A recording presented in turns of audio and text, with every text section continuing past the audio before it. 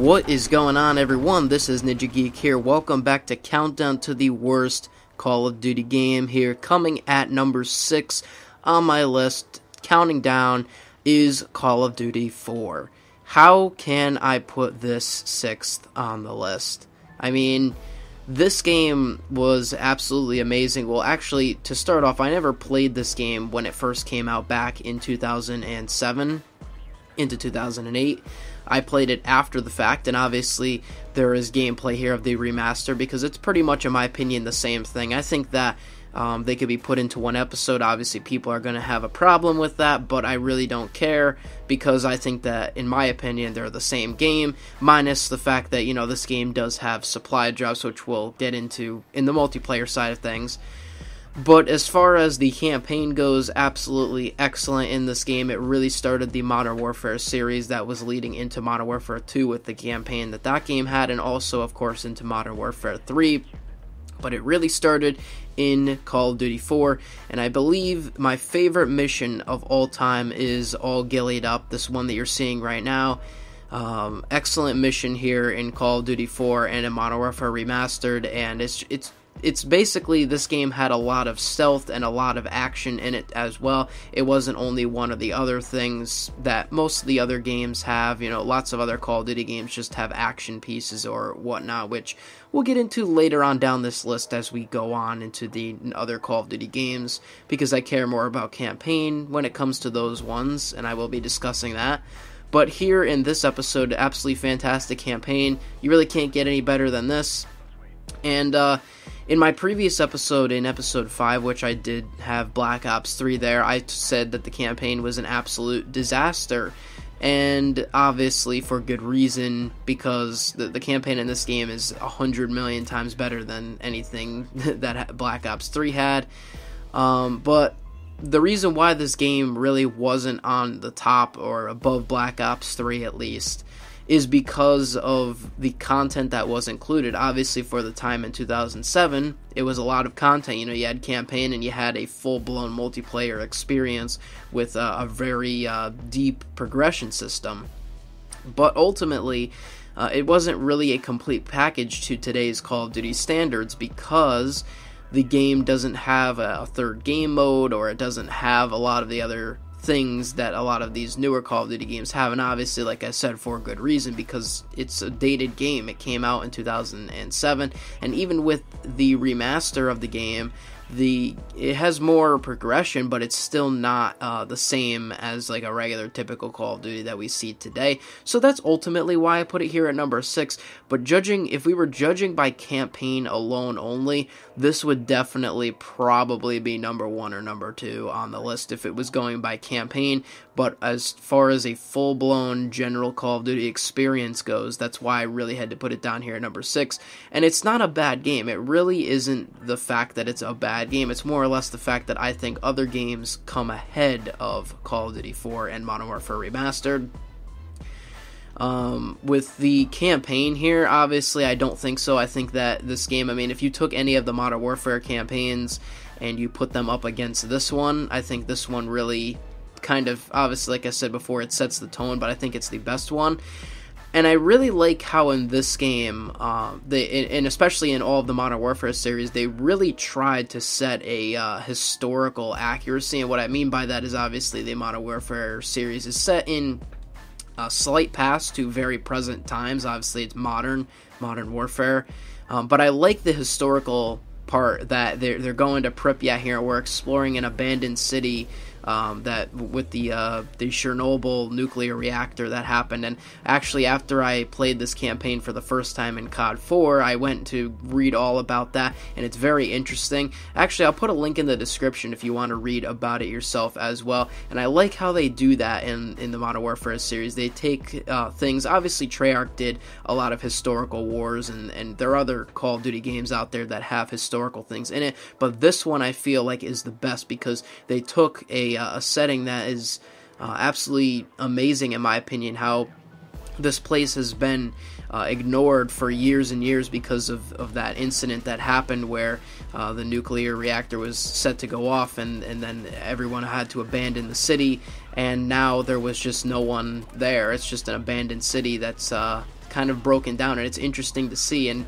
one day in my future, I really hope to visit. I know that they do some kind of like tour or something, but it's really, really restricted. It's off limits for most of the part. But I think that they're doing some kind of tour with that, and it would be so interesting to go visit there one day. I hope so. Maybe one day, but we'll see.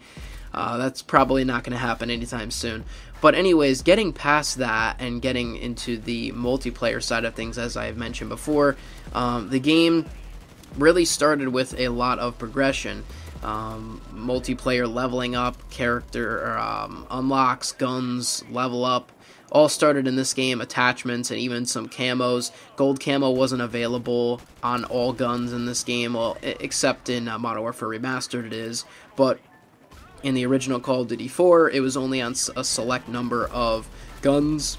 In COD 4, they also had a lot of prestiging going on because, of course, you got the 10th prestige, and I don't really think there was a Call of Duty game that showed into the two prestiges. Like, there was obviously leveling systems and first-person shooters and all of that, but I don't really think that anyone had a deeper progression system than this. So when this game came out, I can imagine the amount of excitement from playing this game. I mean, of course, like I've said, I haven't played this game back in its prime. My first Call of Duty game was Black Ops 1 on the Xbox 360 back in 2011. So that was my first experience. I did not even play Modern Warfare 2 when that first came out. I played it during Black Ops life cycle. So, I don't really have the nostalgic feeling again for this game as I do for Black Ops 1, which is what was my number 1 on this list.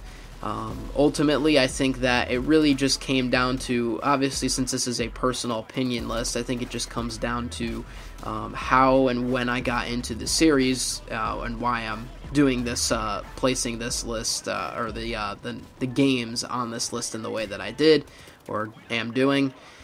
And anyway, so for the multiplayer here, you're probably like wondering what you're watching. It's a shipment gameplay here. A little cut into it because it was a long gameplay, but I ended up getting 100 plus kills, which you'll see at the end of the match. And in the beginning of the game, I think I was using a shotgun, the W1200, I think that's what it's called. I was using a shotgun, and it was doing okay, but I wasn't doing as good. And then I swapped to this AK here, and I was having a better time. And so, yeah, I hope you do all enjoy the fast action of Shipment. This is the original Shipment. Obviously, maps in this game are fantastic. A lot of them are well balanced as well. I mean, you have Crash. Crash is an excellent map that was brought back in MW2 as DLC.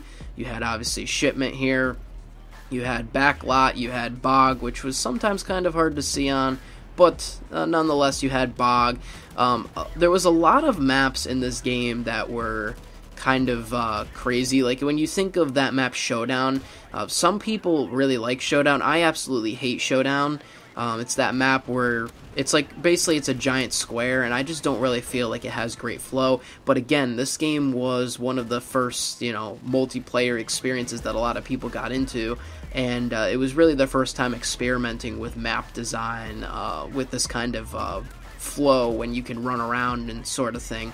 So it's not really expected that the maps were going to be absolutely amazing. I mean, most of them were, but Showdown, it's kind of like a clunky, really weird feeling map.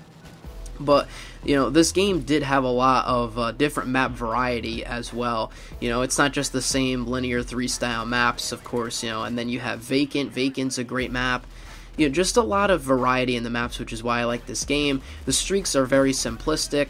Again, some people like that about the Call of Duty with the simplicity. Other people would rather have a little bit more to do.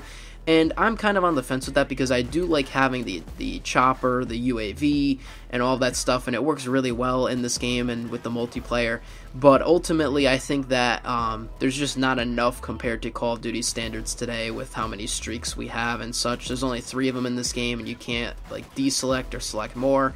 So yeah, back then it was great and fantastic, and the chopper and the strike put in work and all that stuff, but it's just not up to today's standards, but still excellent. And then, of course, you have the weapons, the AK, the M6, the overpowered M16, probably the most overpowered weapon in Call of Duty history. Of course, you have a couple other overpowered things like frag times 3 and stun times 3. You know, there's all going to be that in this game. But I think that ultimately they kind of fixed that in Modern Warfare 2 because those perks weren't there.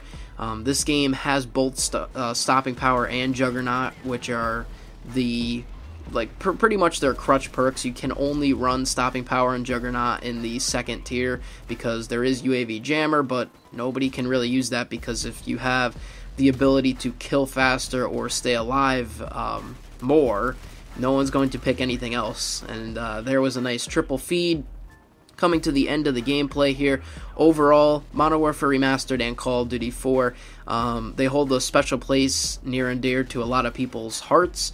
For me, it's a very, very excellent game. It just doesn't compete as well with a lot of the newer and other Call of Duty games with more features, and I just realized that we lost by 1 point. How can they go over 200? Anyways, I'll see you on the next one. This is NinjaGeek. I'm out, and peace.